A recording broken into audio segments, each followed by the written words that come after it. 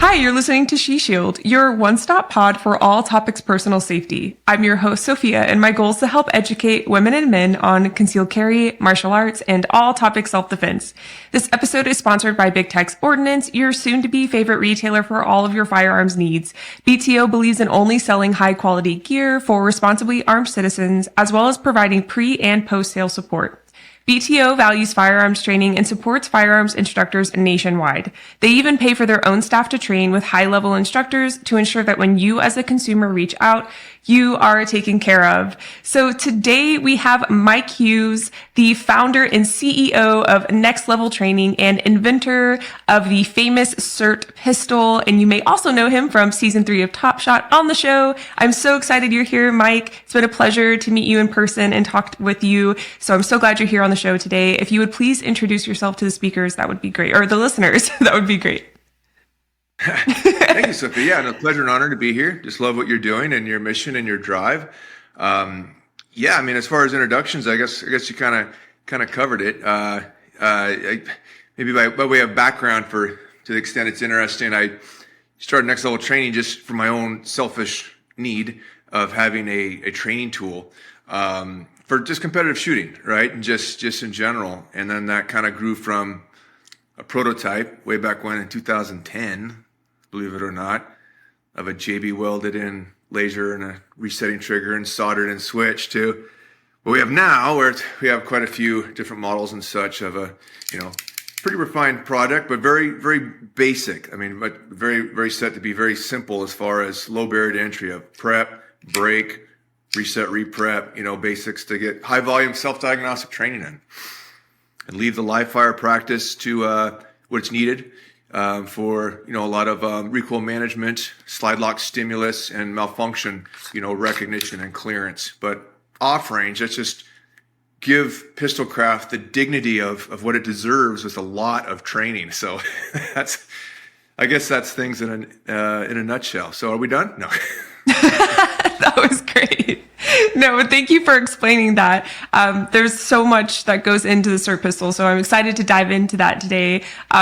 Before we go into that specifically, I would love for you to take us through your life and the timeline of training and combatives and kind of how you ended up inventing the SIRT pistol to begin with. Yeah, no, that's kind of an interesting story, I guess. Much broader than just pistol, but just sort of a journey of jumping from being a service provider as a patent attorney to full-time entrepreneur, and getting ahead of myself. The punchline is I don't suggest people do that, quite frankly. I think it's too much. If you're capable enough where you're at, like going entrepreneurship, people talk how great it is and this and that, but it's really difficult. But let me go backwards a bit. I've always been infatuated with training.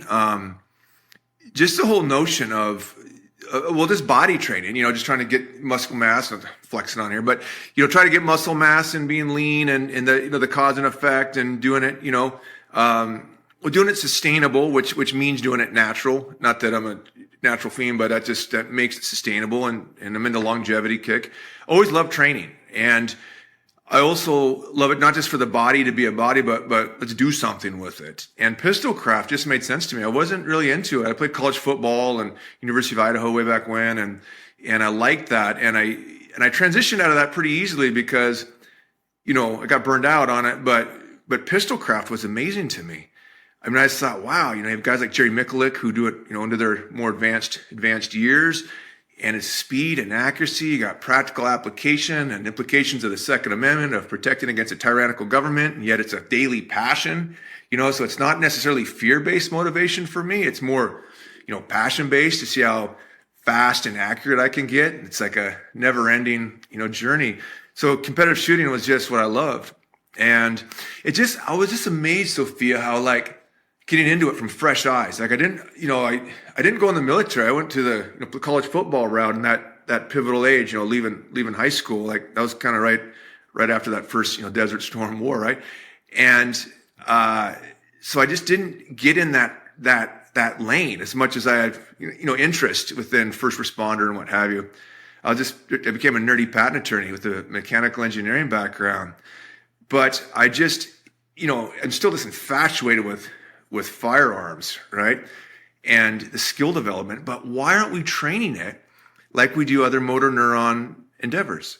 Like, why don't we train it like a wrestler does, doing thousands of single leg takedowns, and like a basketball player, the other winter sport, doing thousands, tens of thousands of shots. And we just go to the range and get 50 reps or 100 or 200 or a whopping 300. I mean, that's nothing, so manipulation was so obvious to me. And I just saw so many deficiencies in performance because the lack of a full-fledged system, not even a system, but simplicity just to get reps in. Airsoft, there's places for airsofts and things like blue guns and just dry firing, but nothing met. So you just build your own tool, right? For myself, being a self-centered jerk, and then it just has utility. So I jumped into entrepreneurship and raised money and got, get together and got a team together. And, Britt Lance is our president. He's our first hire and still is very pivotal in the whole operation, and about 20 employees. And we hammer away, cranking and selling direct and distributing the SIRT Pistol. So that's, I don't know if that covers things in a nutshell. But that's a little bit of the synopsis of the journey. Absolutely. Thank you so much for sharing that. It's an incredibly encouraging story, and I love that we can share it today on the podcast. And for those listening, I feel like we have a good the demographic here is civilian, law enforcement, and military. So kind of starting with civilian, how can someone utilize the SIRT pistol for civilian training? So drawing from concealments, things like that. Well, let me lump that together. I literally just took a class from Seeklander and Latham, Robbie, this last 2 months ago. It was awesome. It was just jumping in. It was great. And Latham said, look, he's obviously taught the highest end, shooters and stuff, professional shooters, and everyone knows the GOAT, Robbie Latham. And he goes, look, it's all the same. That's why they call it the big circle training. Like it's mechanics. Now situational awareness and there's certain things with law enforcement clearly in your open holster and some gun retention, and there's definitely idiosyncrasies, but this core of that is mechanics. Like no one thinks you can have poor mechanics and get away with it, right? And no one with their salt thinks that your mechanics get better in a critical incident, right? Those are very infrequent, of course, have an actual shooting, defensive shooting, but I think it's pretty much universally agreed upon that, you're not going to perform better. You're going to, so you got to get your just raw mechanics dialed in. And that means your grip establishment. And that means your trigger control, and that means you're getting the pistol out. That means maintaining your point shooting in compromised shooting positions. That's something that people are grossly inept at, quite frankly, across the board. We can all do the range stance, but as soon as we get in a little compromised shooting position, the mechanics, fail. We just got to train it in those positions, training supine and, kneeling and the whole work. So the message, to get to your point, to everyone is just really hone in mechanics and get a lifestyle of drills in where it's not a big deal. Like literally 20-second trainings, literally. And this is true from different, teams that we've interfaced with, and like I said, the SF side, or individuals to a soccer mom who's just getting into it, and, it's having like a pistol, SIRT pistol. I'm not trying to shamelessly plug this. I'm just saying this is just what works, and just picking it up cold and uncalibrated. I think we should talk about that, but uncalibrated, and say cooking off. That was actually quite good. Cooking off an uncalibrated rep. All right. In this case, my rep was a grip establishment, prep, break, reset, some trigger control, but most off natural point of aim. Okay. Took me longer to explain that than to actually do it.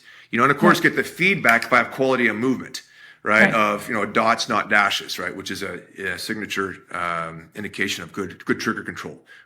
Right. I'm tapping on a few things here, but yes. I guess my core message is mechanics, and to build mechanics, it's a daily fun. Okay. And it has to be fun, accessible, low barrier to entry trainings. Those Kaizen-like improvements over time are unbelievable for just that long-term personal growth. Absolutely. Thank you so much for going into that. And how does it vary from just using your everyday carry pistol in the dry fire format? Like, how does it vary? Oh, like what kind of? How does it compare to training? Using the SIRT versus just using your pistol. To understand your question, like how does it compare? Like how would I change it up, or what the progressions are, or what the drills are, or how do I interface it with live fire? Or what were you thinking, Sofia?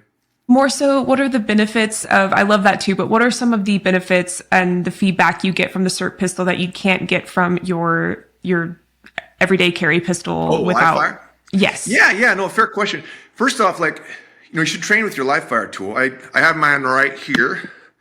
And just so everyone knows, I'm in a safe spot in my home studio, and I've already checked these, no live fire rounds around here. So this is this is a 47 with a 19. I think it's like the 49. Okay. It's a Glock 19 frame with a longer. I love this. I shoot competitively with this too. Stock. Oh wow. 100% nice. Bone stock.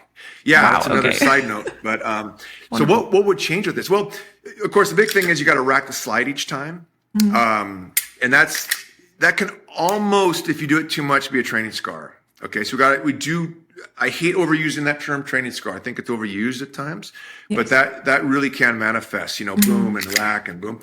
But the big thing, I'll tell you a story, and this goes back to your first question on development. Because remember, I made 2010. I was really fired up and shooting. I was still a patent attorney at the time, mechanical engineering back.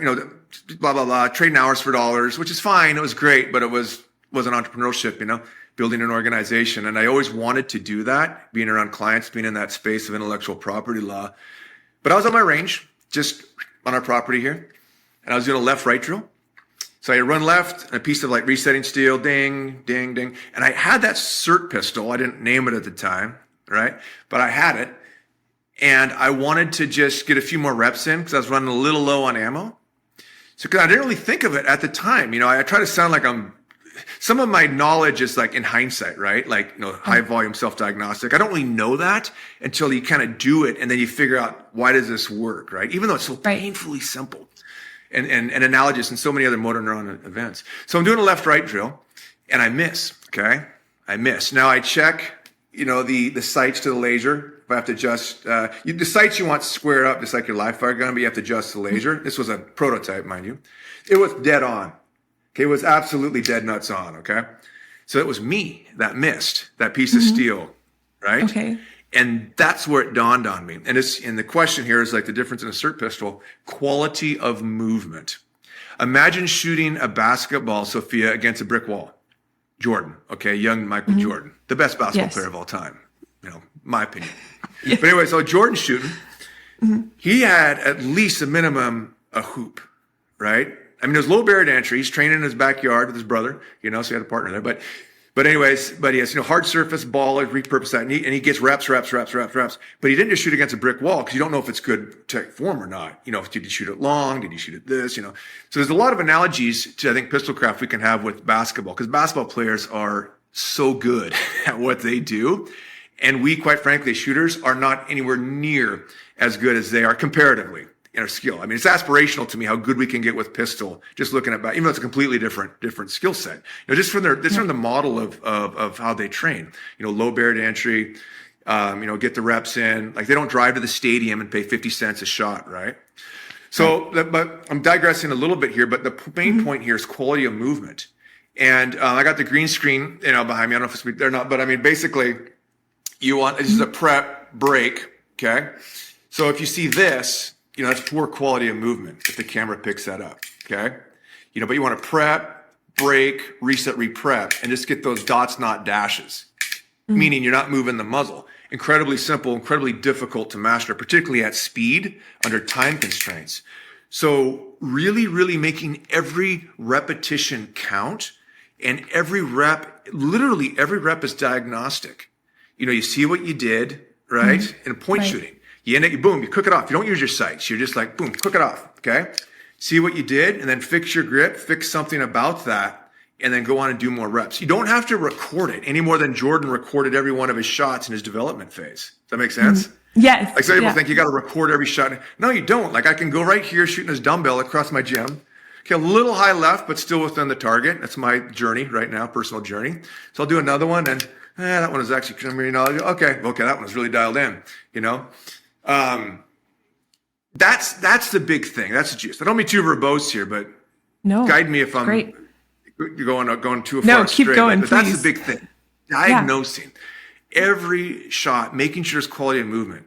Making sure it's not just shooting a basketball hoop against a brick wall. That was good form. You don't know it's good form unless you really got a hoop there. You know what I mean? You got some feedback. It was a swish, bounced off the back rim or whatever. So similar in that vein.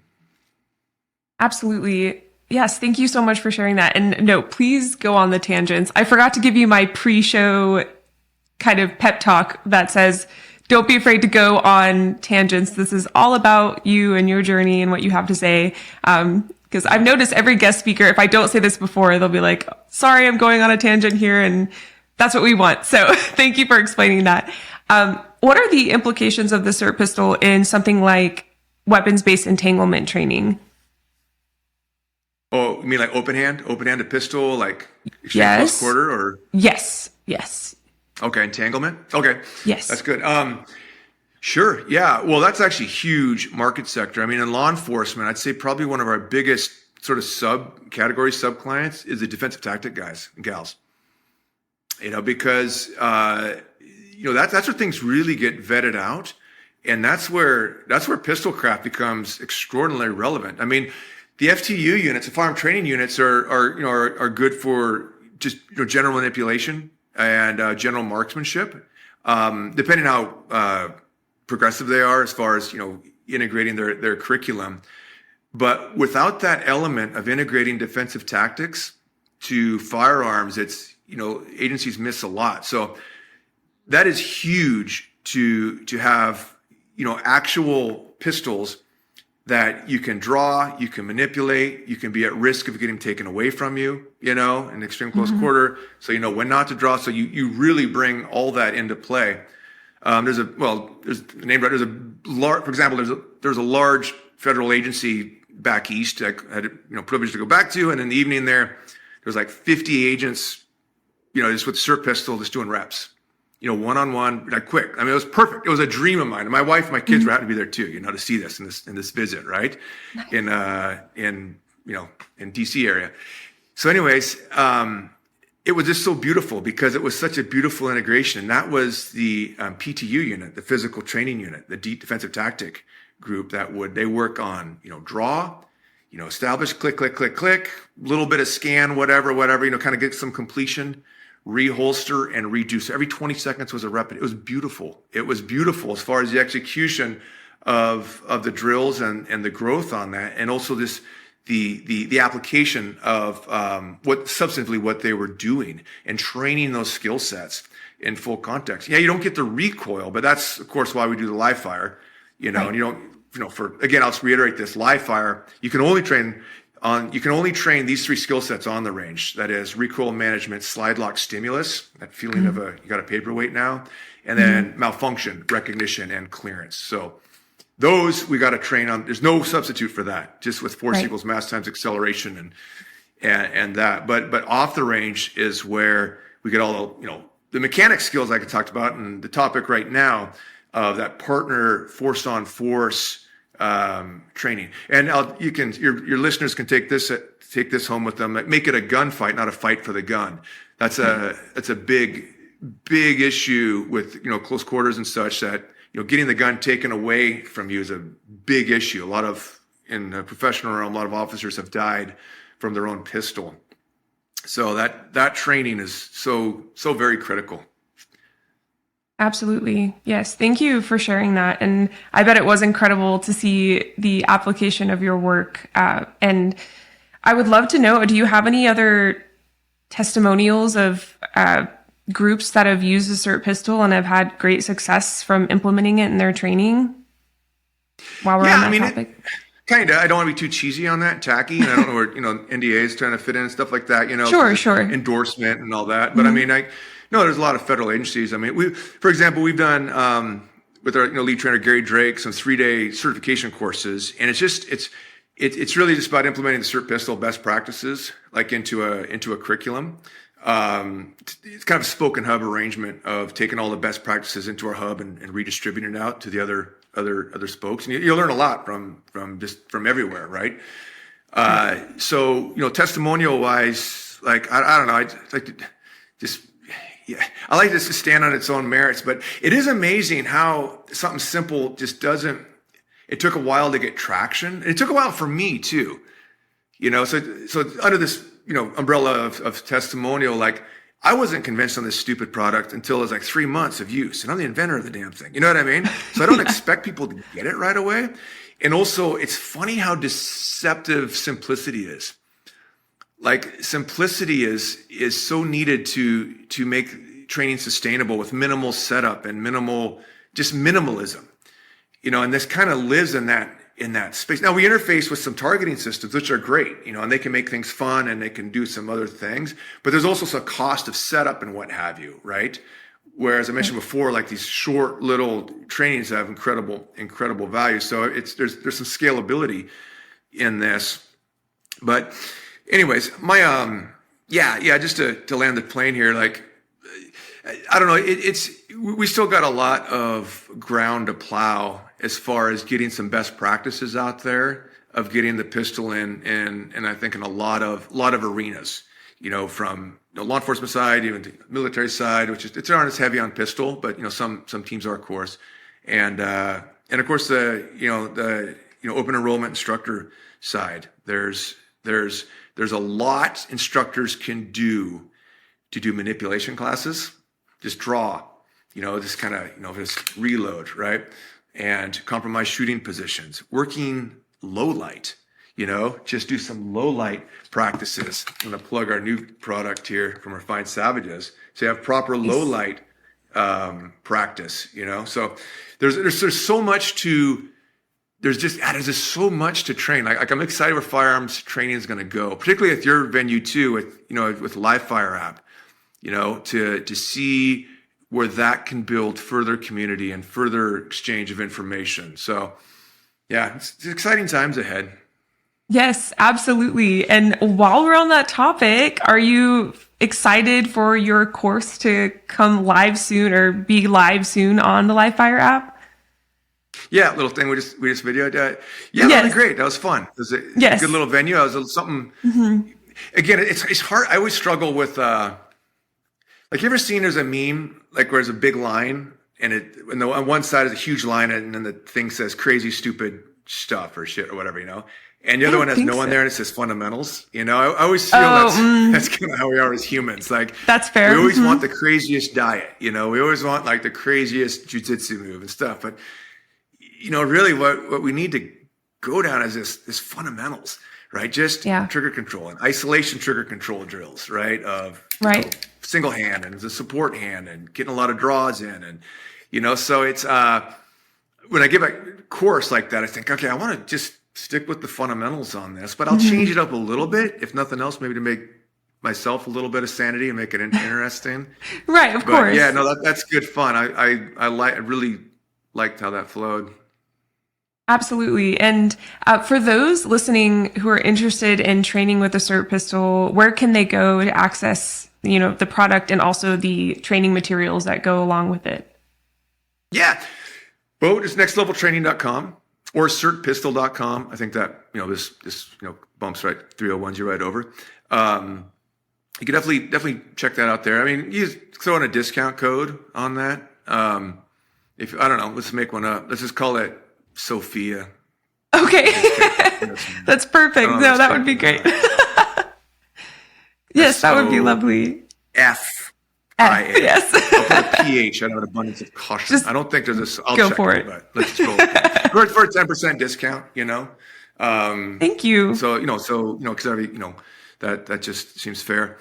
There's different models, of course, like our latest is the 115C and the 115. It's functional features of a Glock 19.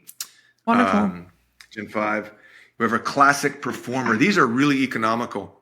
These are polymer slide. It's like a full size Glock. I mean, these are still like, well, with a discount, about $200. It's a little lighter, but has like a red and a red shot indicating laser. Saves a little bit of money because those are still expensive. Then Right. I got my whole bag of SIRTs here. Like I got the SIG 320 Nice. compacts and Foley's are pretty popular. These came out really nice actually, and these got different features too as far as adjusting when the take-up laser comes on. You can have it come on at first touch, which is really handy for certain drills. And our pocket pistol, there's different models.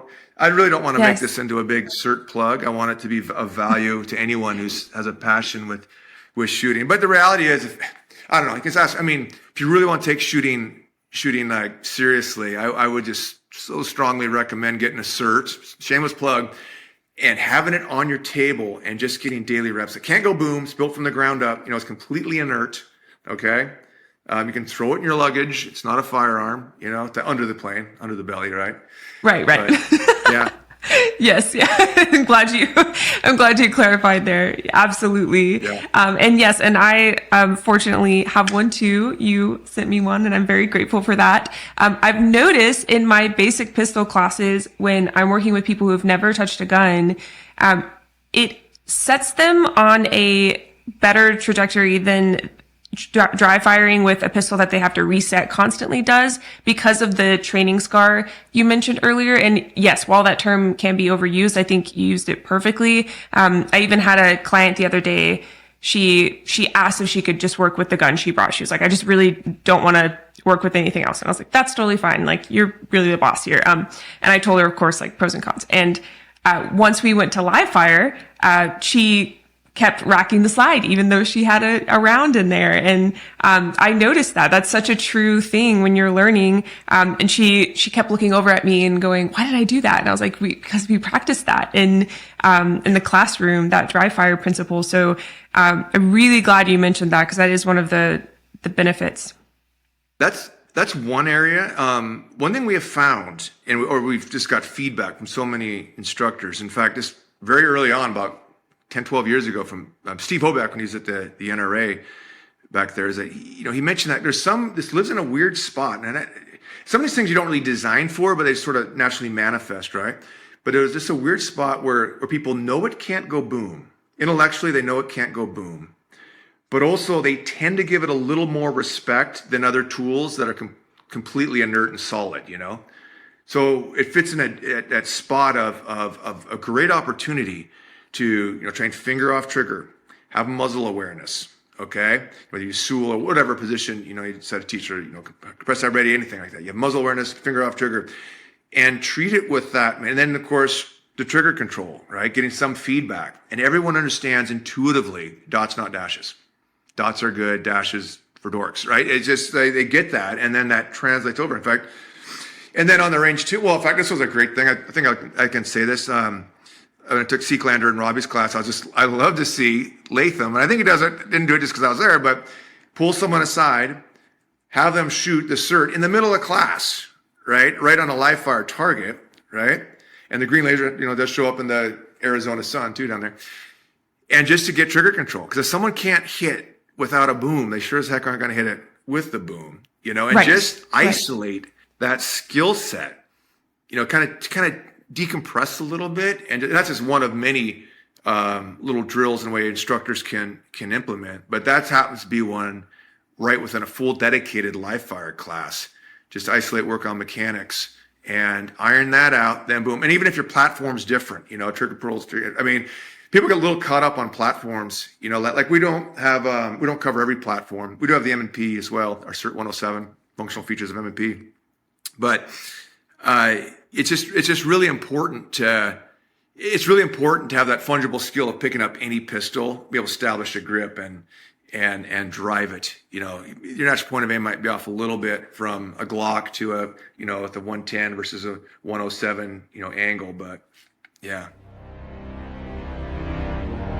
Are you searching for a brand you can trust when it comes to shooting and gun care products? Look no further than Birchwood Casey. Since 1948, serious shooters, avid collectors, and professional gunsmiths have relied on Birchwood Casey. They've been in the game for over 70 years, providing us with products that have stood the test of time. From their legendary True Oil gunstock finish to the dependable Perma Blue, Birchwood Casey's commitment to quality is unmatched. Birchwood Casey has also revolutionized the way we train and improve our shooting skills with their innovative Shoot and See targets. These targets let you see your shots instantly, making it easier than ever to track your progress and become a better marksman. Head over to birchwoodkc.com today and discover the products that have earned the trust of shooters worldwide. Use code SHIELD to save and to support the podcast. That's SHESHIELD at checkout.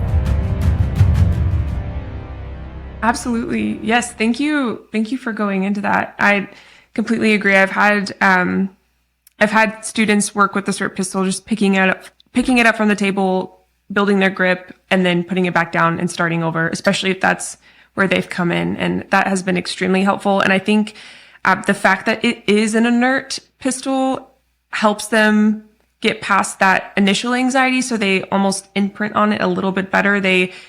They're not as anxious. They're able to focus on the fundamentals and not be so anxiety ridden the whole time. So yes, yeah.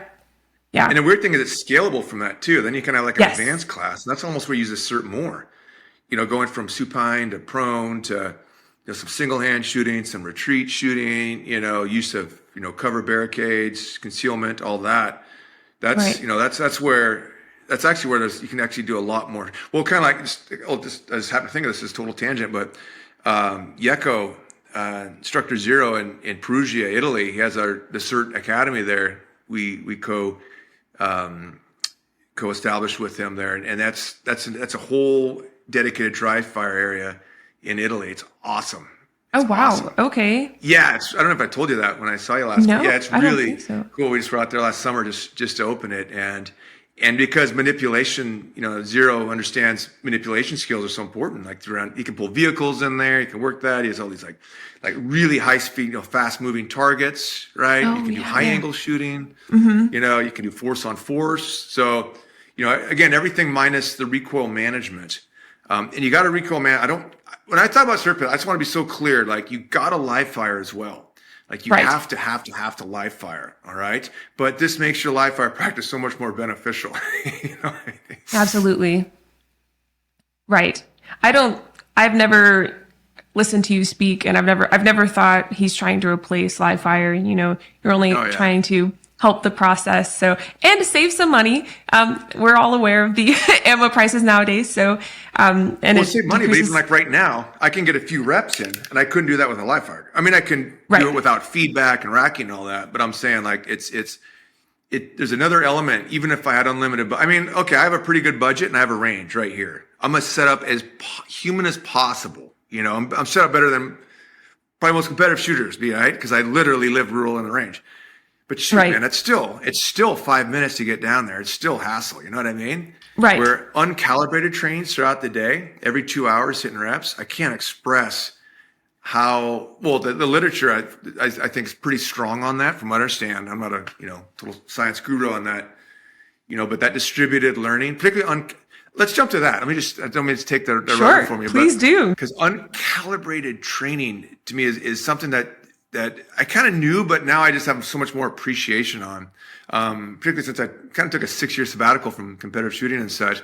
But I still just, out of passion just for pistol craft, just keep the SIRT handy and just get reps in throughout the day. And those short trainings, some go longer, and I really go with my biorhythms, my natural motivation. And I definitely try to change it up so I don't do the same drill because I want to master skills, not drills. And that is I think that is a profound effect. It's incredibly efficient. Because the other thing too is critical shootings, or even shooting a match, you don't have a warm up, right? There's no warm up. You have to have, on demand. And that's very unique motor neuron endeavor compared to other, say, sports, right? Where you can always warm up and get calibrated and get your synovial fluids going and everything. So we have to know where we're at uncalibrated, okay, unwarmed up. And we have to work on it in that phase, right? Just to get better at it. And we got to know, we got to know the skills and then the limits, right? And the big thing on that is, say, index shooting. Because we can get good at index shooting and be on the range and feel good.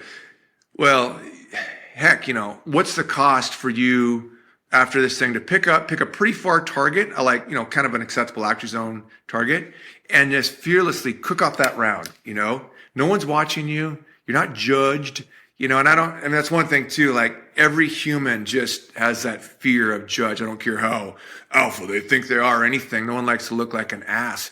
But my point on that is that this is relevant to you, the listener, that being fearless on working your natural point of aim and going further, try it at 12 yards, try it at 15 yards, and not once and think you got it. But if you do that every day a few times, you're going to rack up hundreds and hundreds of uncalibrated reps. You're really going to know your skill, just with this one skill of natural point of aim shooting and the limits of it to maximize your speed and accuracy, obviously. Absolutely. Yeah. Thank you for sharing that. And that's so true. I remember shooting my SIG for the first time at my competition. This was also the first time. So it was the first time I ever really shot the SIG besides zeroing in my optic the day before. First time I ever shot inside the waistband at USPSA, and first time I was ever wearing my SIG like ever. So it was like a lot of firsts. And thank you. And I remember pulling from the waistband and feeling like I had this thought immediately. And of course, I know it was a negative thought and that's not healthy. During a match doesn't do any good. But I remember thinking like, wow, I should have practiced this before. But I never really thought of it as a benefit of training that way, because that's how it would happen in a fight. You don't pull out your firearm and shoot a couple rounds off and then engage with the bad guy, So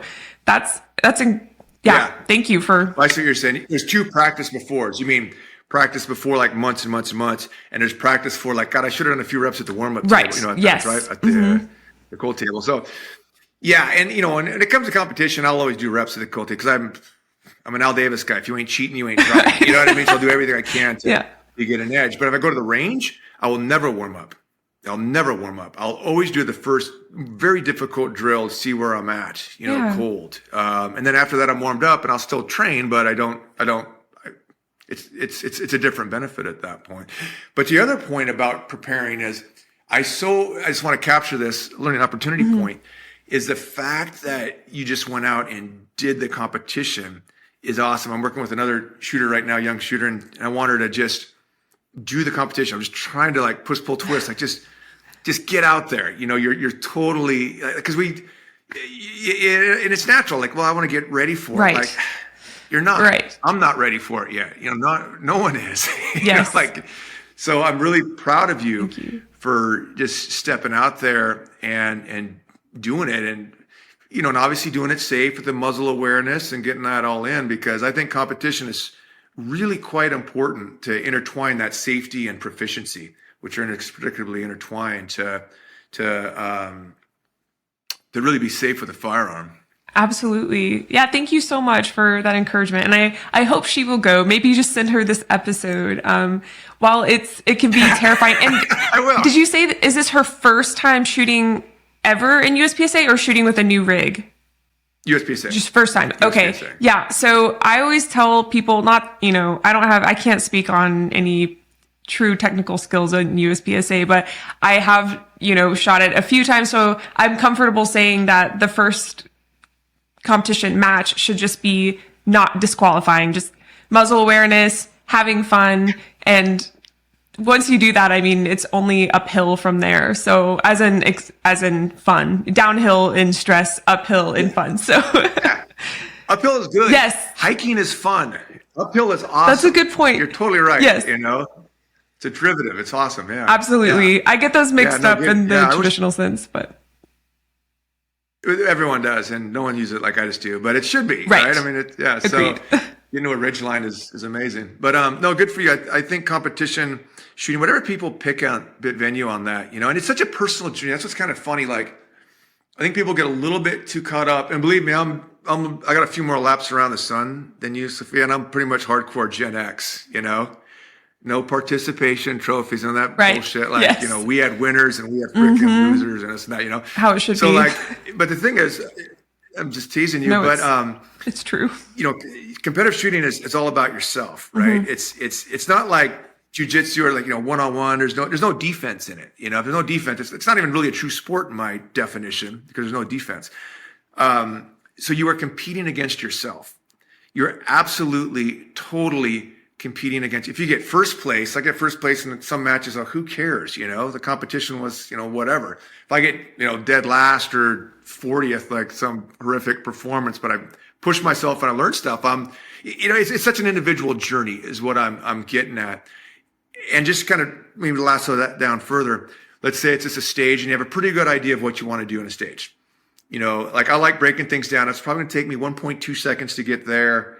I like to get like 1,700 splits through that with 20 transitions and maybe about 45, kind of like tally it up somewhat, take my timer, shoot it, and see if I made those marks, and see where my deficiencies are.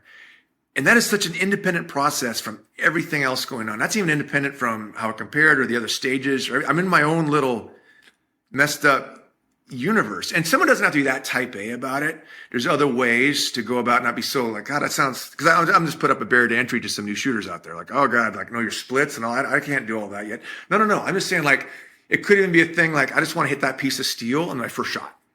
I'm going to set up and prep and front side or dot, and get it in that first shot, So that's just what I strongly suggest is make it your own little journey. But I also want to stress too, it's not because you don't want to be competitive, and don't say like, I just want to go out and have fun. I can't stand that either. Like, no, I want to go out and kick ass. I want to win. I want to beat the open shooters with my production gun. That's stock, Right. But also keep it, make it your own turf. Absolutely. Yeah, I appreciate that take so much. I've gotten to where I've kind of developed this mindset.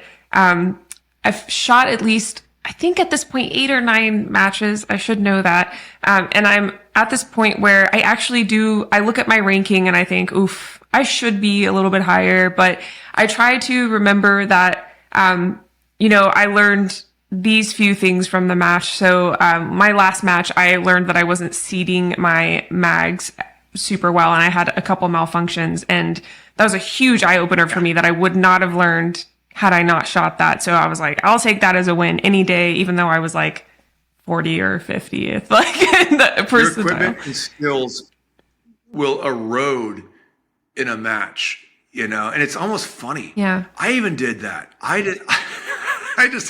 This is a few months ago. I just got back. I took a 6-year sabbatical, 7 year. I got totally burned out, plus with NextLevel training for a while there, I was like 3 years, like flat broke, just completely, near bankruptcy and all, all that rigor and all the BS that goes along with that. Right. Didn't care about it. I still trained because I loved it, but I just didn't care about it. So I got back into it last year and it's been just amazing, like under my own terms, that's my journey on it a bit, but I've done it a lot, yet I didn't fully insert a magazine, rack. So I had like one shot, it fell out. Like, Mike, you idiot, Right. Just like, that's what you tell yourself, right? Yeah, but whatever, right. Right. It's a club match and learn something from it. Your gun's going to malfunction in a match. Okay. You can do 1,000 rounds in the range, but in a match, it'll malfunction. You can do something so simple, but in a match, such simple thing is going to test you. Right. You may be so good at whatever, but all of a sudden they put you in a little compromised shooting position where we don't really train enough at. Right. Our fundamentals erode in that position. Time pressure and compromised shooting positions erode your fundamentals. Mm-hmm. So you think you're so good in your range chance and you come off and so a match will test you on that. But while we're on topic of competitive shooting, I guess one thing to stress is that it isn't really defensive shooting. It is in the sense of fundamentals, but then I just suggest people, getting that mode of situational awareness, understand the law of, of being if there's a lethal or serious bodily harm threat with access and some of the basics of the law around that, and and even do force on force classes and things like that to get your skills up, open hand to pistol classes, the whole bit, but some people kind of go so far down that lane and they're not really good shooters, quite frankly. Like their marksmanship's poor. And then they kind of bash competitive shooting. Like, when will you shoot a Texas Star going in a circle? Like, dude, who cares? Right. Like, it's a moving target, shoot it. And if you can't, your trigger control sucks. Or maybe it doesn't suck. Maybe it's adequate. Right. But it's not where it could be. So don't bullshit yourself, and think that you're some killer. Like, the mechanics are a core, being very, very good in the mechanics. And from there we can like sprawl out to, and at some point too, mechanics, are you ever good enough? For some people, like if they don't have a passion in shooting, there's probably a phase where they're probably good enough. But I think there's another phase where it's just like you always get better at it. Absolutely. Like your VO2 max and cardiovascular health, like you have it, if you measure it and okay, it's good, but you still want to get better at it, so that's where the passion of firearms really, I think, firmly fits in. Absolutely. Yeah. Thank you so much for sharing that. And I think that's so important for anyone to hear at any level in their competition journey. I know I appreciate that. And we have people listening that are at all levels of that. So thank you so much for sharing that. I'm competing this Sunday, so I'll keep that in mind when I'm there. And actually, excellent. I have Good for you. Oh, thank you. I have a new pistol again. I may be shooting with this Sunday. There's a Walther PDP steel frame waiting for me at my range. I'm going to pick up tonight. So we'll see if I have a new, beginning with that again, but I try not to switch it up too much. Sometimes I think that may be a little detrimental. So there's a balance there. I'm sure I haven't found it yet, but I don't know if you have any feedback. You know what? Just on that note, like I started with a Glock, 17, right? Like long time ago. I don't know, 17 years ago, a long while ago. And just loved it. And then I got I never got an open gun, but a 2011 limited gun for a little bit and optics a little bit, and just a few things. But then I came back full circle to just a stock Glock 19, because it's what I carry. Right. And also I got a little ulterior motive on that. Like if I go around and particularly like, deal with like, people in the realm who carry professionally, like low vis particularly and what have you. I like to shoot a stock gun just like they're shooting and drive the fuck out of it. I don't want to swear. No, go for it. But really, I mean, like just really show stock trigger and everything, right? So, and I've gone down the route too with the Glock, mind you, of going full on, let's shoot, aftermarket sights, which are pretty common. And it's probably not a bad idea because these do move on me. But, modified trigger and, tungsten carbide weight and, a disconnector and like everything, and grip tape. Now I just gone back to just pure stock with that message that I like the term, it's the Indian, not the arrows. Absolutely. The violinist, not the violin. Yes. I love that. To you, right? Yeah. Good deal. It sounds better than the cello. It's not the cello. It doesn't really ring right. I like it. It's good. So there's a journey there with equipment. Yeah. And I think it's good to drive a lot of different guns and also know that, look, man, it's, you got a little bit of that grip establishment. Once you lock that grip in, and you lock it down, and I got a funky Vogel-like grip now. That's another topic I want to talk about, changing your mechanics. And you got that trigger control. You can put anything in your mitts and drive it. Absolutely. You get a little bit better if you get specificity, of course, but I encourage your journey to try different equipment and get proficient and broaden it out. But the other side of that too is fear the man with one gun. Yes, absolutely.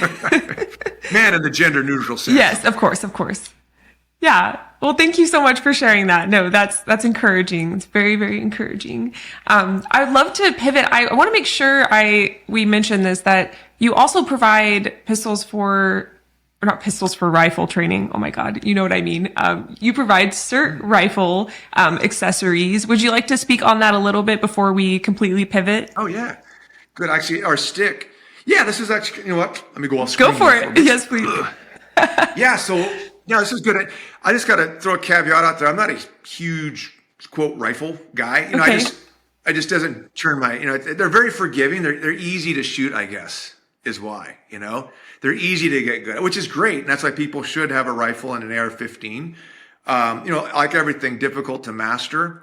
And also difficult just to get fundamentally sound on. Because so many people, I can't tell you how many people I've seen at trade shows who carry a rifle professionally even, when it comes to gun up, safety down, gun down, safety up, they don't do that like innately. They don't really train manipulation up. I'm just talking it's simple, gun up, safety down, gun down, the basics of manipulation. So it's important to train this, is my point. It's important to train it. So what we did is we played around with like bolt inserts and such, and we found out those just didn't really work. They didn't really work because they're kind of, we do still sell our SIRT bolt, but we're discontinuing it actually. Because some people still find it, but we don't promote it because people don't have their rifle around. Like to put it in your live fire rifle. You just don't have a live fire rifle lying around for low barrier to entry training. Does that make sense? Yes, it does. And that's where we figure, okay, this is completely inert, but it's very expensive to make a full AR. So this actually project went really well. What we did is, and I should show you the original prototype on this. We have that would be cool. They're engineered farm. You take your SIRT pistol, okay? So this is just a performer, an inexpensive performer, about $200, okay? An instructor can get deals on these too. Like, we have instructor pricing, which is really very good. They fit in here, the Picatinny rail. You got to keep this open. People just don't miss that step. No one reads the directions anymore.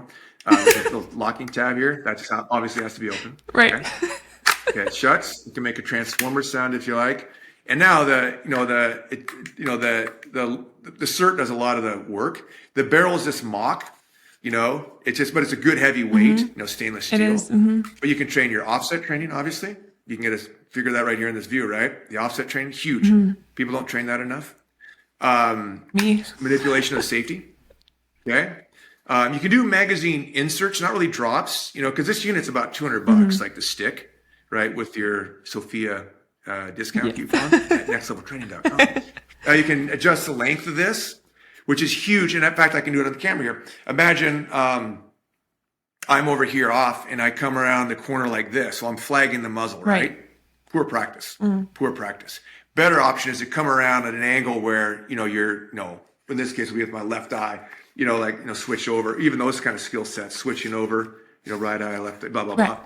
So manipulation skills is just what I'm getting at here. And we don't train the AR-15 enough with manipulation skills because there is no recoil management if you're trying to hit 50 yards and 8-inch plate twice, you can try to work your muzzle comp and all that stuff. But the rifle's so forgiving with 4 points of contact and all that. But yet, I should modify my previous statement on there. It's not that challenging, but it obviously it's not that challenging to get very proficient at a rifle, where it kind of more is with a pistol.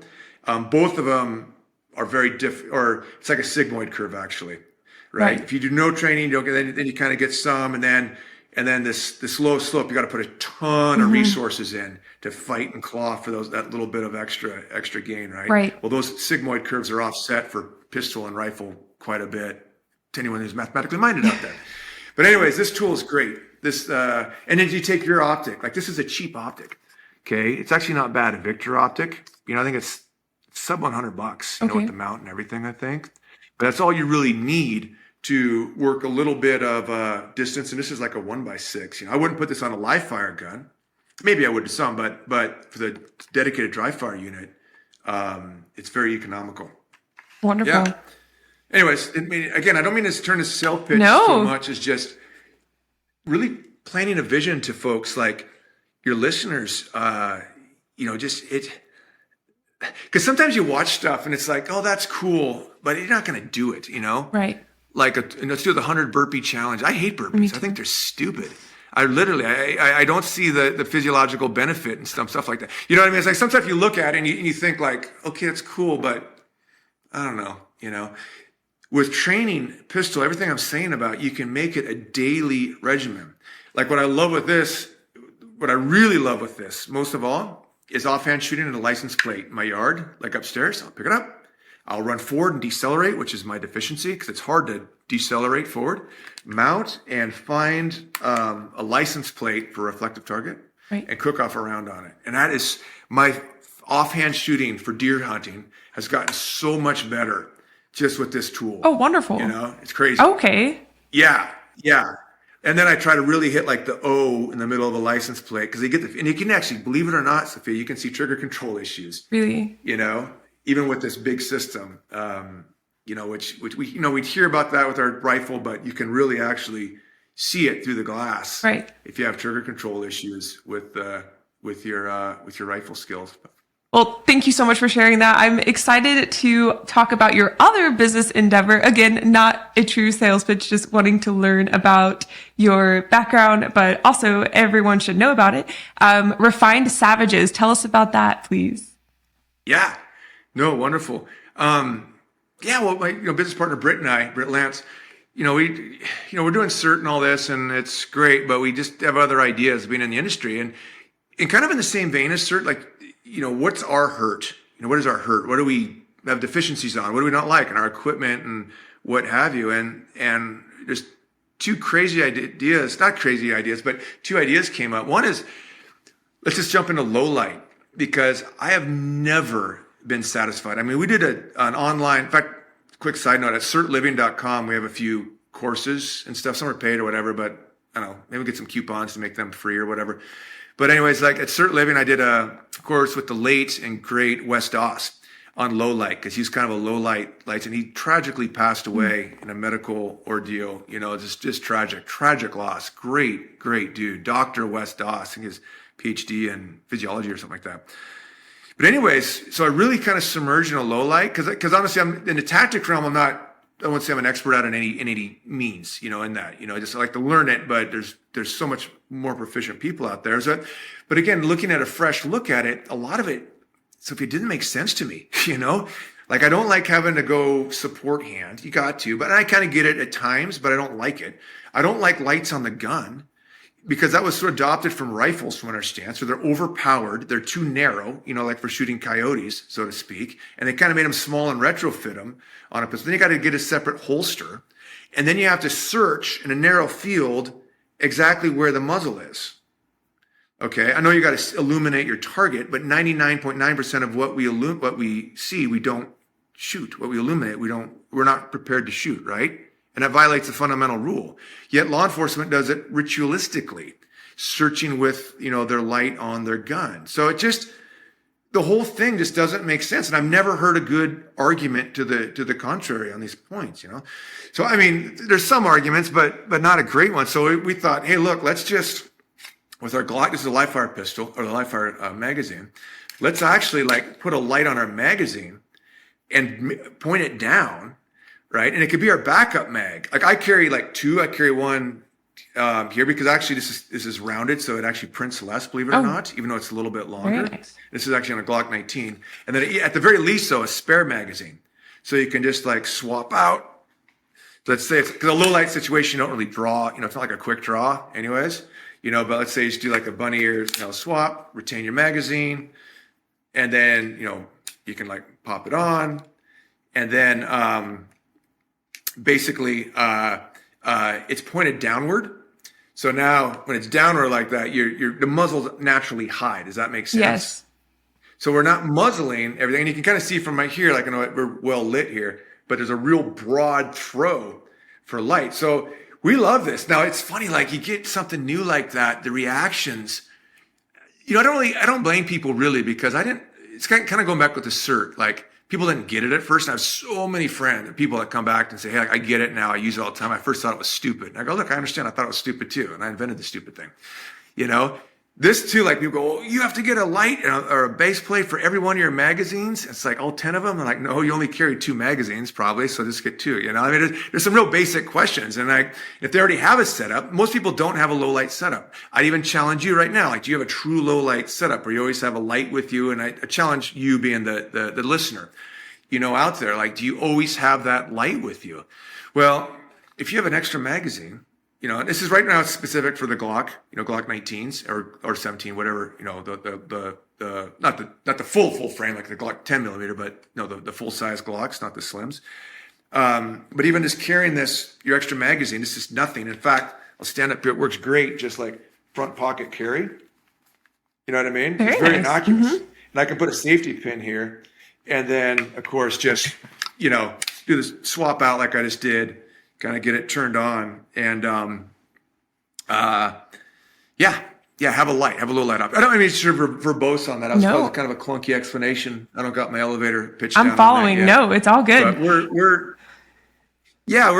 kind of excited on this product, but also I can already tell, because I put a few posts out there and got some remarks, and I don't blame people, but they clearly haven't thought it all the way through, and like, as we tend to do, shoot our mouths off before we load our brains, which is the social media world we live in. Yes. But this is going to provide a solution to some people who have similar pain to me. Still wants to use their holster, wants a better low light, because man, shooting with this, like both hands, like, because the light still comes up, it is a dream. Like I am so much more confident in diminished light scenarios because of this tool without any compromise. Plus this is great just to have, right? As a backup light, right? Or just as a light, period. This is a flash to light things up. Some people could be purists, like only use it if it's going to be tactical. It's like, well, actually we built into it, so when it gets dull, like after about 30, 40 minutes, it goes to a kind of a lower setting, and you can kind of tell it's time to change out a CR2 battery. So, wonderful. That's awesome. And actually, while we're on this topic, let's expand a little bit. One of my least favorite comments, most frequent comments, love that combination, is that I'm silly, and that's me being nice, and this is not what they usually say, for not having a weapon mounted light. And that is, and it's one of those things, people see that, and without giving it more than, 20 seconds of thought, they're like, this makes sense. Why wouldn't you have a light directly on your pistol? Otherwise, you can't shoot in the dark, right? So could you... Well, having a weapon lighted might. Okay. But let's even go to the training on it. Like, go really search weapon mounted light. What do they really say? They say, you should have a secondary light. There's some training on this, and you can read this. And it's probably best practices, but I think it's crazy. What is said by some instructors is illuminate with your off light, then you find your target, switch over, to your weapon mounted light and do that. And I'm like, bullshit. Right. Like, no one's going to do that. Right. Everyone searches with their weapon mounted light, and you're muzzling everything. Yes. At least with this, with it's pointed downward, you're a compressed tie, which is a nice position. This is my preferred, position. It's compressed tie ready like this, nice and, near and strong and muzzle up, not Sewell, but you can do it Sewell, so no, I mean, to your point on that, like to individuals that just bark that out, like, I don't know. I think I know that type of person that will kind of just bark that. And, I think it would behoove them to seek to understand before being understood, particularly if you're a female, because that's very challenging to carry, spandex or your thigh holster or your inner thigh and things like that. So, yeah. Absolutely. It does make it quite a bit bulkier. Because at one point, I listened to those comments and I was like, oh shit, I need to go buy a weapon mounted light. And once I did, I regretted it and I sold it like a couple of weeks later. So, but yeah. Yeah. And you can still use an off carry, like a little pen light or something like that. I do. I have your the phone in a little mod light. Oh crap, I forget what it's called, but it's the one that has it's candescence, right? The throw, is that candescence? I don't want to misspeak. And do you know what I'm talking about? It just has the power of it. Yes, it just has a really far throw. Anyway, to the point where, so I actually found this particular light, I'm rambling, sorry, at the concealedcarry.com Guardian conference. I had Riley Bowman. I ran down a little bit and I was like, okay, shine it in my eyes. And I was totally thrown off guard, absolutely was blinded for at least 30 seconds, couldn't find my way back very well. And he was like, are you sure? And I was like, yes, do it. Cause I wanted to test it before I bought it. Cause it's a good $250, purchase. And I placed the order that night. I was like, this is amazing. But yeah. And that's a different route. I mean, we're not going that route of going so bright to blind. Right. Ours is actually the less bright. So it's only about a 20 yard. Okay. But it's broad. Okay. Like it's kind of peripheral width, Yes. because that's it too. It feels so claustrophobic. In fact, I was just watching my son play a video game, or actually he was making a video game on Unreal Engine. Oh yeah. He did a low light thing where it's so claustrophobic when you just can't see. Right. And it's great for drama, and all of a sudden, yes, there's a freaking dude in a gas mask, zombie there. But I'm thinking that's a good point, because it shouldn't be like that. Right. We should just have a broad throw. It's so common sense. I don't know why. I don't know. Sometimes I look at this world why it is the way it is. Right. And I'm like, why are we so dogmatic. Right. And is it, I don't know. is it also beneficial to have a wide throw so that if someone is using your light to target you, they're not as sure as to where the origin point of the light is? No, because you'll see the light. It's a wide throw. It will still be there. Okay. But on that point though, as far as having, an origin point and such, this is actually kind of cool too. So the light's, illuminated right now, right? I know we're fully lit here. Yes. But if you do want to turn it off, what we found is just like you just can cover it up, Oh, yeah. like real quick. And just come back, to your grip establishment. You're losing your grip a little bit, but you're not like fiddling up, trying to turn something on and then back off. It's very gross motory. Does that make sense? Yes, it does. Like this, this is so simple as opposed to trying to hit it and the switch kind of catches and you go, God damn it, Yes. like you don't have any of that. Right. So you can totally go dark Right. on this, which is just cool. Again, I can't say we quite designed that. You kind of like figure that out. Okay. And you think, oh, that's a cool feature. And a lot of this stuff too, it comes down to the training around it. And the other thing too, I don't think this should be mutually exclusive. If someone does have weapon mounted, I think, shoot, if your backup magazine, you can totally have a backup magazine with a light on it. Because, Right. They say it's cliche, but one is none, two is one. And of course, wouldn't be a bad idea to have pen light and all that, but I don't know. A lot of this equipment can be layered up. I mean, the big thing on that is be legitimate, because like a lot of people in everyday carry and stuff, I find they don't quite practice what they preach. What they carry around and where they actually have like their med kits, everything. So we really got to be practical at using our space and our habits and the cost. We can have multiple of them. So it's everyday carry truly is. It's not BS. Like it's truly a sustainable lifestyle, which actually, if you don't mind, Can I get to our second product? Yes, please. Refined Savage. I jump to that. So the other thing, this isn't goofy. This is actually cool, but I live on acreage here, and I just infatuated with bushcraft skills and fire starting and the art of it.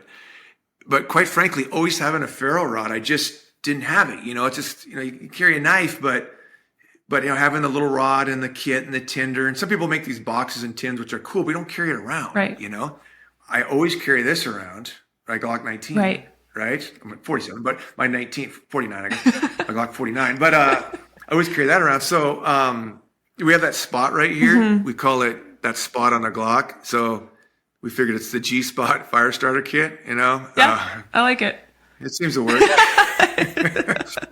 And there's a little housing, and it has a fire starter kit, which is neat. So, in fact, I should show you some video of our actual machine that makes these inserts. It's really an engineering feat. You make it here in the U.S., right? Yeah. So we have these little guys. It's a proprietary blend we actually came up with. I mean, it's not rocket fuel or rocket surgery. It's probably simpler than rocket fuel. But anyways, these little guys are cotton mixtures. All right, with a flame, they'll throw a flame for about 3 minutes, easily about 3 minutes, and then within here we actually even have a striker. This is cool. We designed this, and this is actually made in Japan, which I like to brag on because Japanese, I think, make good blades. Yeah, that's awesome. So this little striker, and this little ferro rod will throw hundreds and hundreds and hundreds of of throws, right? Yeah. So you fray this up. And it's not much. I won't do it right now and burn my Mac down. But you fray these out, and the little fibers will catch with low surface area, and with the accelerant, the fuel, and then you and it's very, very workable. Yeah. Works. It works. Yeah. This is real. Some stuff is gimmicky. Some fire stuff. Like, don't people test this? Like, this is crap. You don't make it too harsh on other entities or other cheap stuff. I don't want to try it. Yeah. So basically, that whole thing you got there just fits in that spot. So I almost want to do it. Check the gun, but yeah. I kind of want to do it while we're recording. Okay. So you just. Yeah, go I've for literally it. never worked with one of these before, so that's interesting. It's not going to Good. This is a great test. Yeah, this is great. So wait, no. Okay. Wait, what am I doing you're wrong? You're going to have to prime it. So okay. we are going to supply some training videos on doing this. Now, first off, we have this, but a knife will work better. Really? Okay? And to really start a fire properly, even smallest, even like a 3-inch knife folder would be probably needed, to make the tinder and do it. There's a whole skill beyond this. Okay. People should train it. And that's why I want to make these kind of affordable. So people actually train it. Yeah. Even if you live in a condo, just do it on your porch type Right. thing, Okay. But what we want to do is, if you take a look here, there's this blade. You can use this blade right here. Yes. Okay. And now this is not a huge ferro rod. All right. So, you can definitely, you got to learn to really press hard. And actually when you press, you don't really push here so much as you pull the rod. Oh, okay. And that's when you do the fire because you don't like jam it in. Yeah. So it's good to kind of learn to like pull this, right? Okay. So you press hard and then pull. Are you on the serrated You gotta, side? Yeah. Use a serrated Okay. edge. So Yeah. And really grab it. Grab it full on. just Sofia. really grab it. Oh, okay. Yeah. Really and grab then, it.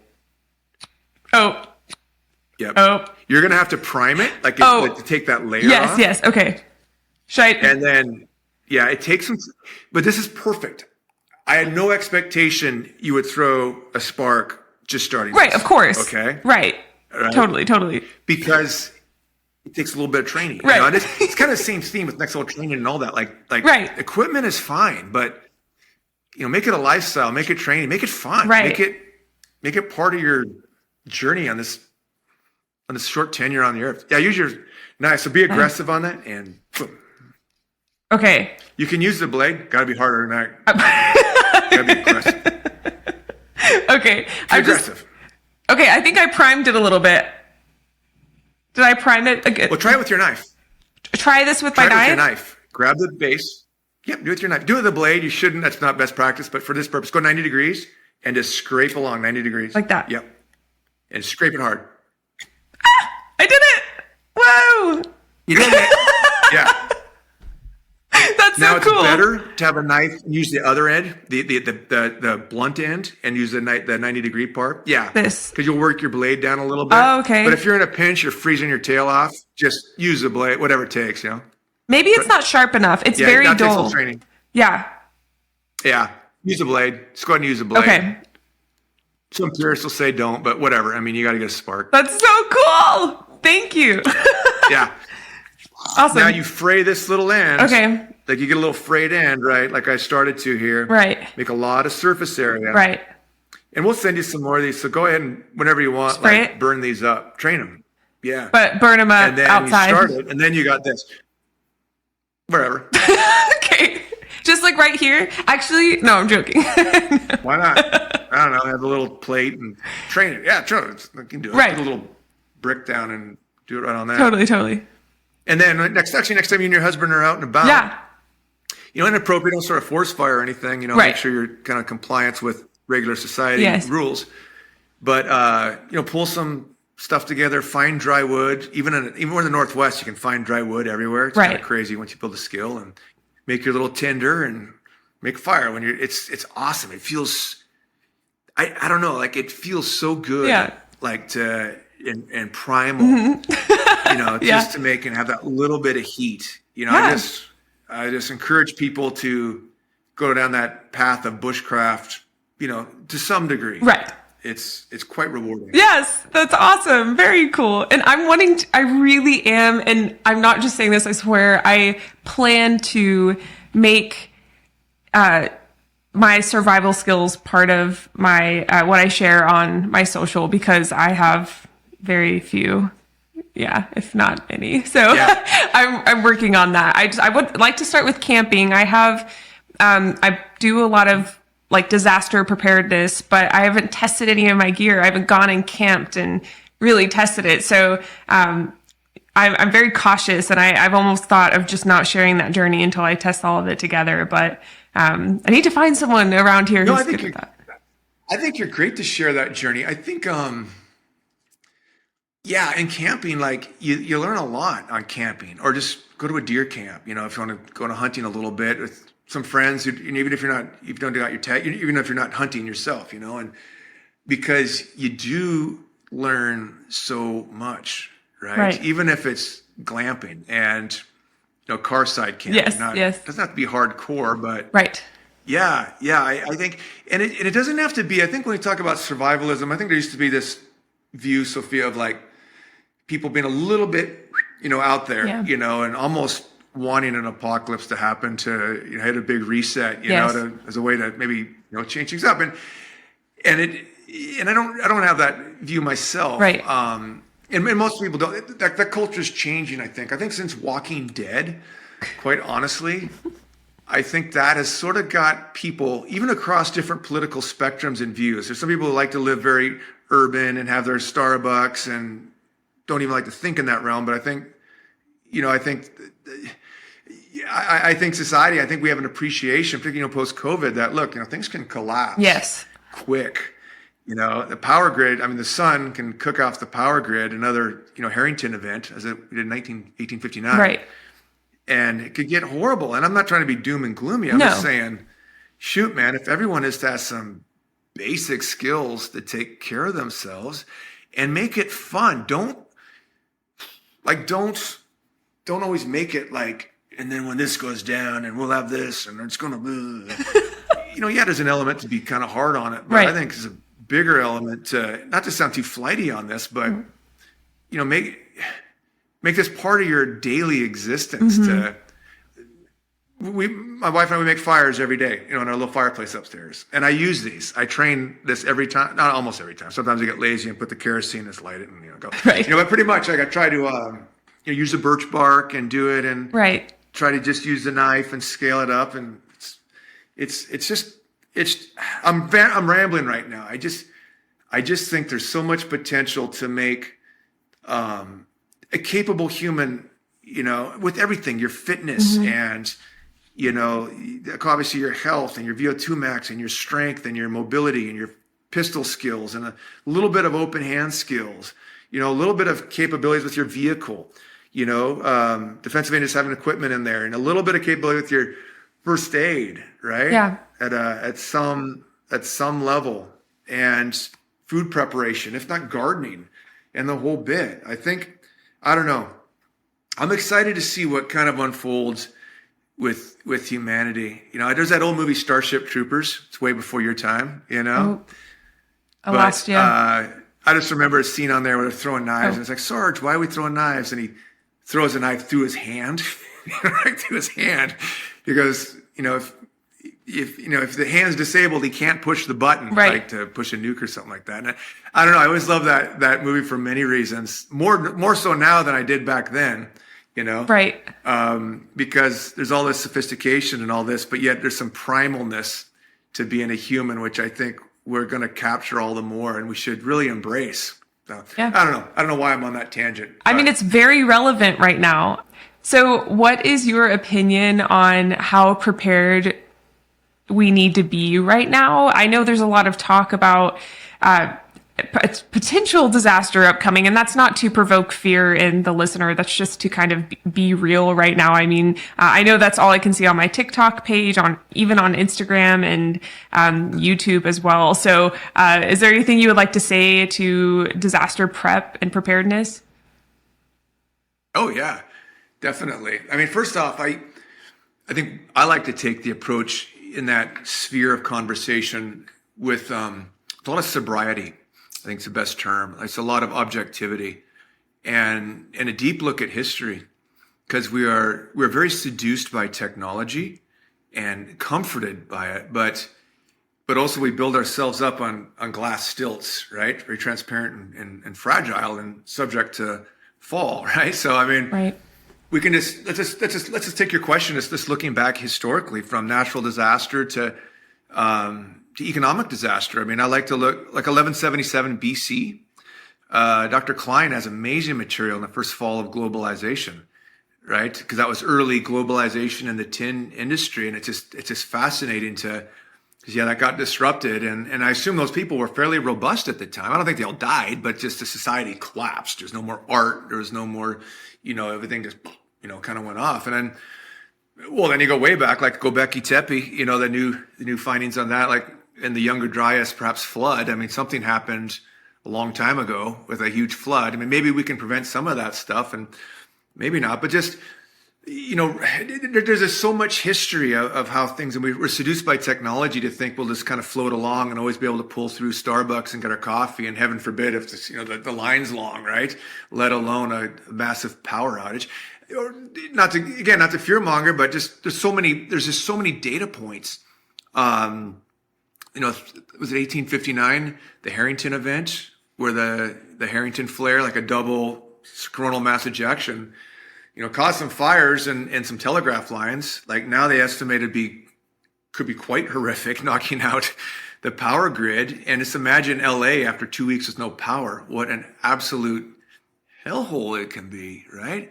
And again, let's just broaden out one more area. I mean, the synergistic incompetence, taking a libertarian view a little bit, kind of above and to the side of our political sphere and spectrum.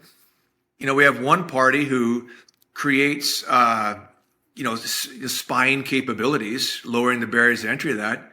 And then you have the second one, of a different party who uses it and flat out got caught utilizing it to spy on a candidate, and you can argue if you're left or right. I look at it from above and to the side, like, look, that is called synergistic incompetence, so there's just a lot we can objectively look at and think like, look, over the next 200 years, and I like to think in that timeline because I'm concerned about my kids and grandkids and what have you. And well, with longevity protocols, so I'd like to be around for another 100 years too, right? So, right. We got to look at a longer timeline, look at the probabilities, and just take some accountability to not be all doom and gloomy, but just be prepared. I mean, take the Latter-day Saints, for example. I'm not talking about a religion, but just as a culture more. I mean, they have preparedness and they have a pantry and such and what have you. And it's a pretty tremendous culture because they want to be prepared for their family unit and also help their neighbor, So I think we can draw from different arenas like that as a template, a bit. And it doesn't. So when we talk about this, I mean, I'm taking a bushcraft outdoor survival skill class here in a few months, from the Gray Bearded Beret, and I'm excited, a 4-day class, and oh, wow. And I'm excited on that. And I'm not doing that out of fear-based, like when this goes down, I'm gonna need these skills. Like, I don't know. I think to really make this training and this mindset implementable, we have to kind of see the innate pleasure in it of being a capable human, a capable citizen. I mean, I think there are forces that try to push us to dependence, like dependence on the state and dependence, and there's reasons for that. And I think it's always just a consolidation of power, and I think that's pretty objective. So yeah, the message to people is just have sobriety on the issue and look at the probabilities, look at a long arrow of time, for when these things can pop up. Understand that technology is more of when the power goes out, it's a shit show, right? Right, in our own housing and our absolutely. generator and stove doesn't work and we run out of fuel. And I'm not even prepared anywhere near like I'd like to be yet, but to me, it's like I want to kick ass in this society right now, and I want to be able to kick ass if we have a severe collapse in technology. There's a really good book I read a long time ago, When Technology Fails, and it's written by an engineer. I think it's out of Truckee, Nevada, but a friend of mine recommended it to me. But it just goes over like when technology fails and the probabilities of it. He doesn't go into the defense side at all because scarcity is the root of all evil. You just have to watch, like I said, Walking Dead a little bit to understand. Right. Wow, things can get pretty bad. Not zombies. I'm talking to other humans. If there's a scarcity situation and a fall of infrastructure. So it's not fear-based. It's people let's just be prepared. And when we get to that phase, we can kind of help each other out and pull it together. But we ain't going to do it well if we're just completely incapable humans. Absolutely. Yes. For sure. And I remember the first time I heard that, it was on a podcast about how the real zombies and I think I've said this a few times on this podcast, especially in the episode with Des.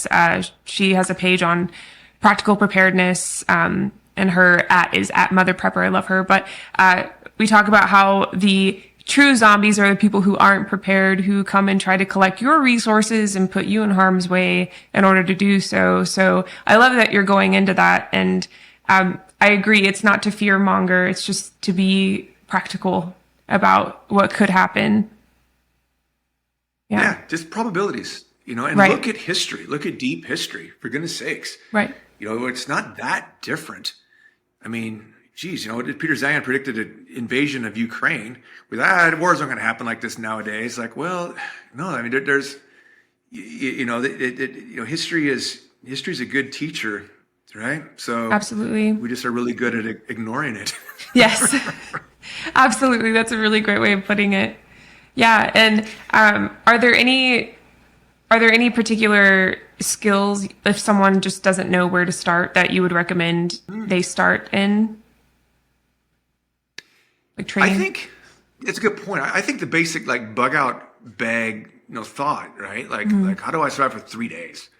How can I do it for 3 days?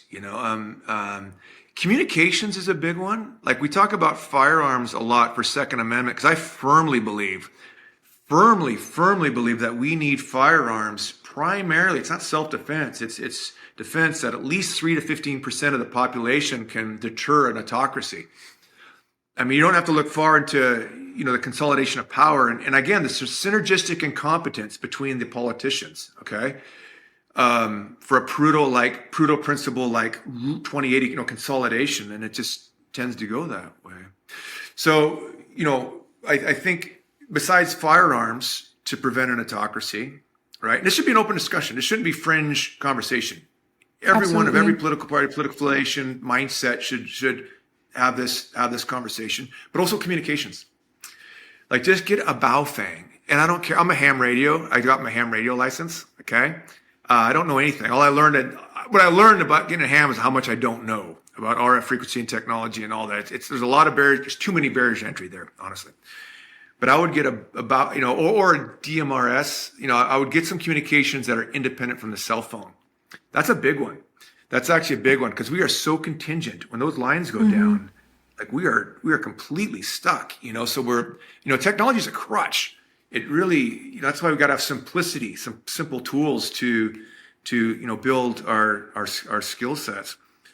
So yeah, I think the bug out bag, I think communications, just get some proficiency on there. Obviously just some self-defense, obviously I think just be in shape. And then there's this solid plethora of YouTube videos. There's an amazing amount of content. Just kind of figure out that person or that channel which kind of resonates with you. Maybe light, it might be kind of serious, it might be long, it might be short, but I don't know. I love tying knots. You ever do that?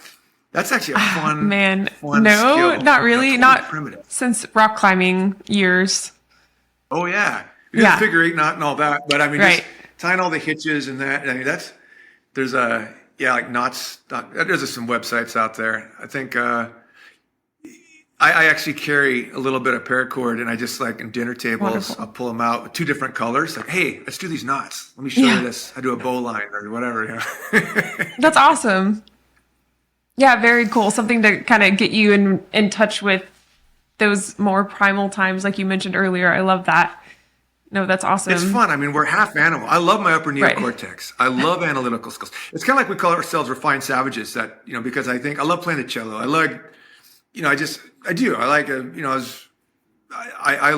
do like academia, even though academia is kind of lost some credibility in the last few decades. But I love the savage nature of humans. Like, I love how capable we are of a reptilian brain. I don't know. I just think we're awesome as Homo sapiens, and absolutely. It's a shame when we take it for granted. And survival skills, primitive skills, bushcraft skills, open hand combat skills like jujitsu, of course, and striking, Muay Thai, pistol skills. It just, I don't know. It's just so cool that we have the opportunity to build ourselves like that. And even as we advance with age, and even as longevity protocols are coming into play, a whole nother topic, which you and I can probably talk offline later a lot more on, but that's right. It's all very, I don't know. It's very fascinating. I love, this is a time for optimism. I mean, it's just a great time to be on this planet right now. Absolutely. Yes. And hopefully anyone listening, if this did instill some fear in you, again, that was not our intention, just to kind of open up those pathways in your head to wonder, what do you know and what do you not know? What do you need to do research on? If this instilled fear in them, prepared? Sophia, suck it up. This Yes, is a that's generational thing between us. Let me chime in, Gen X wise. Like, if this instilled fear in you, then you got some more foundational work to do. Then you need That's to a feel good that point. Because this is a mild discussion. If you want me to go full retard on this, I will go full about real scarcity and like the depravity of human nature. That's a good point. Dark. Yeah, that's totally fair. Absolutely. And my fascination with prepping, actually, it's funny you mentioned The Walking Dead. It kind of started around the time The Walking Dead came out, and it was because I had a guy friend at the time. We would watch an episode and then like talk on the phone and like make a list of what we needed to put in our bug out bags, and it kind of just became, it was fun for me then, but now it's become more real with the current happenings and projections. So it's very real, and I'm glad that we brought it up in this episode. I'm glad we talked about it. Yeah, absolutely. To make it sustainable. You can only do so far in fear-based motivation. That's a good point. When it's fun, there's a little bit of a passion towards it. Yes. You know, I mean, sometimes you got to suck it up and do things you don't want to do. You don't want to learn this medical thing. You don't want to do that. But you got to, you know, but it should be a sustainable lifestyle. Has to be fun. Has to help you in the world right now. Has to help you in the world of very adverse times of severe social disruption and lack of provision of services and all that apocalyptic joy. Yes, absolutely. That's a good point. I really like that. I think that, I really like that. I'm currently building my outside the waistband rig, and the side of me that thinks, oh crap, like this is for a bug out situation, gets a little nervous, and I start almost feeling imposter syndrome. Like, I don't know the first thing about that. But when I start thinking of it as like an IDPA rig and something that I can go and have a good time with now and learn from now, it feels less daunting. And I completely agree. And that is a really good reminder. Yeah. Well, just on that front too, we got to probably wrap this up here, but no, go for it. Like some people, like particularly with rifle craft, you know, they take some course, and I want to take more rifle courses, you know, quite frankly. But they kind of go full kitted out, you know? And my thought is like, okay, this is good, but when are you going to wear this? Like, I'm more of a low vis mindset and all that. Like, even if it was really severe times, and it was kind of like that. There was a time like those first 2 weeks of COVID when you're like, look, is this really going to be like there was a time where I thought, shit, this could really be something. And then, you know, then we have just, a ton of issues, you know, down that lane, but so it gets you thinking, and they think like, well, I'll probably be low vis. So even like with a rifle, my always thought is like, well, if I'm gonna have a rifle and, you know, plates and things like that, I think that's perfectly fine and good to have that kind of kit. You know, if things are, because like if it's a war of all, I mean, and believe me, if people don't think, even my most leftist friends or acquaintances or what have you, appreciate the depravity of humanity. You know, the ones that say public defenders who've kind of, you know, deal in a different space. You know, they say like, well, I don't know, but I just know that, if it gets bad, it could get really, really, really bad. So like wearing plates and having a rifle and for your defense and your family is perfectly acceptable. But think about being low vis is my point on this. Like have a poncho, you know, right? That's just benign.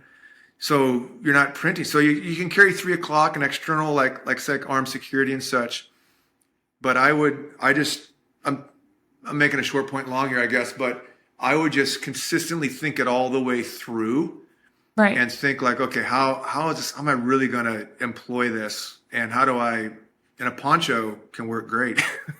Yeah, that's a really good point. Yeah, I've thought about that. Right now, my husband and I just moved into a new home, and it's probably been like 4 months, I think, maybe even longer. But our garage is still full of things that we need to sort through. Not proud of that. But like my car is always parked outside. And I've thought about like, are people going to see me carrying, you know, if we have to bug out, we have a plan. It's about 30 miles from here or 40 miles from here. And we would have to carry all the things in our bug out closet to our car. And that's, you know, that we run the risk of people seeing that and potentially wanting to take advantage of that. But that's a small example, but I never thought of throwing a poncho over my rig. Thinking that, you know, and I like to preach the word just to get other people, like we have neighbors here who live very rural, and going to have them over and let's have some conversations about that, like, Yeah. and it's practical. My mom, we live in our little commune/compound here out in the sticks. She's 80 some, on the property, but she's very active, but she could take a spill.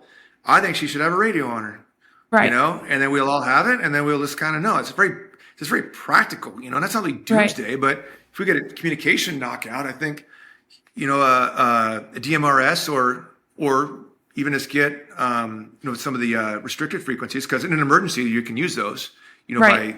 by, it's legal and the FTC and all that. So, there's a lot to talk about here. I know we can go on. I don't want to ramble, but the thing is, we're talking about it. I guess that's the biggest message, Sophia. Like, start the conversation. And I encourage other people your listeners to have the conversations, have them with sobriety, have them with the true probabilities, have them with an eye on history. Also, with our technology, we are less prepared. We don't have a garden. We don't have the cow, right? Or the pig or whatever. We don't have we have the grocery store. We're so reliant on technology, and we're so reliant on our system. And even again, COVID was a great example of that, or globalism. Look at 1177.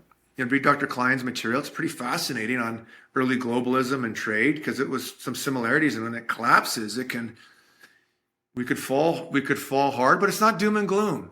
I don't know. I just have an attitude. Look, if nukes cooked off over Seattle and Vancouver, I see those mushroom clouds. That'd be awful. But I got a Geiger counter. I got gas masks. I try to help who I can. Right. But scarcity is going to be a bitch. There's no out around that. How do we handle that? Well, let's kind of have not scarcity be not an issue. Right. Your neighbors Absolutely. and friends and everyone have sort of similar provisions, and have conversations that are palatable to bring that into the fold. My wife gets crazy about it. She doesn't like to talk about as much as I do. So pick the battles, it's uncomfortable for sure. Right. Absolutely. Yeah. Yes. Well, yeah. That's for sure. After 2 hours of it, I think you have to change the subject. Absolutely. Oh man, that's so true. I also choose the worst. I'm kind of you in this situation with my husband, and I choose the worst times to talk about it. It's like right before I fall asleep, when I start feeling really anxious and I start thinking about everything. And he's like, "Oh my God, it's 11 p.m. We cannot talk about this right now." But not really. He's a lot nicer about it. But if we have to be up at 5, he's usually like, "Hey, how about just an idea? We talk about this tomorrow." And I'm like, "What if there is no tomorrow?" kind of thing. So, but yeah, I'm really glad that we're provoking thought. Yeah. Exactly. Well, I've had so much fun talking with you today. I'm so glad that I got to learn how to use the G-Spot fire starting kit. This has been super cool. And that's going to make some awesome footage. If you're listening and you're like, "Oh my God, I probably should have said this earlier, but I want to see, what you were hearing," please feel free to go to YouTube. We will have the full video content there. And then we will also have shorts on Instagram and TikTok, made by Lisa, the lovely Lisa. So, thank you everyone who's listening. And Mike, thank you so much for coming on. It has been an honor to get to know you, and I get to see you soon at SHOT Show. I'm so excited for that. But, is there anything that you would like to send the listeners off with today? Oh boy. Yeah. What's the capstone on this? That's always the toughest thing. I have the hardest thing when I do those little videos too, right? Like, land the plane here. What's the final profound message of wisdom, of bringing it all together? I don't know. Part of me wants to be tacky and talk to our website and follow that blah, blah, blah, nextleveltraining.com, sirtliving.com. I just have to just reiterate the joy of training. I think this comes down to motivation, like fear, greed, and hope. I heard that once by a client. He said that's the primary, hardcore marketing client. Fear and greed, right? But hope, like I heard Star Trek so popular because it's the one show that had hope for humanity. We conquered war and disease and something else, but poverty, I think. So I think the world is going to hit some adverse times over the next 200 years. And I'm not welcoming it. I love society is right now, but I just think we can I just think we can live to our potential, semi-independent of those circumstances. And it starts now. So take it seriously, but make it sustainable. Live your life now, like kick ass in the reality now, and prepare for the adverse times, and keep, spreading that message. Take care of yourself. Our bodies are just amazing. Take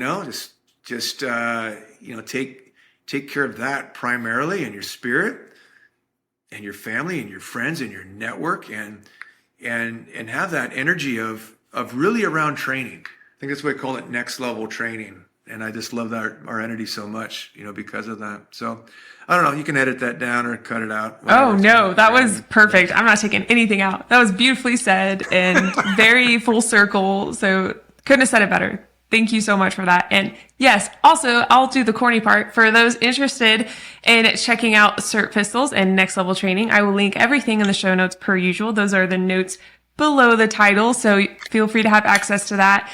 And I will put the code there as well. It's Sofia. So for exclusive video content and stickers, and actually coming soon are patches. It may take a while for them to get in, but if you become a Patreon, those will be sent your way. So super exciting. That's also linked in the show notes. If you like the podcast, you can help by liking, subscribing, and leaving a review wherever you like to listen. That helps us so much grow. And I know that when I click on a new podcast and I see more ratings, I get more excited to listen, because that means more people cared about it and liked it so much they went to rate it, or they didn't like it. That's kind of scary to think about. But if you or anyone you know is a firearms owner experiencing a crisis, look into holdmyguns.org. They are an organization that will connect you with a local gun shop or FFL to store your firearm or an integral part of your firearm for you until you're ready to get it back. The link to access their website and to find a storage location partner is available in the show notes. Thank you so much. Stay safe and stay vigilant.